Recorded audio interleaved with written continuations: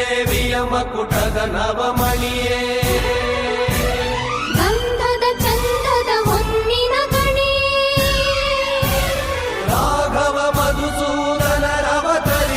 ಭಾರತ ಜನನಿಯ ತನುಜ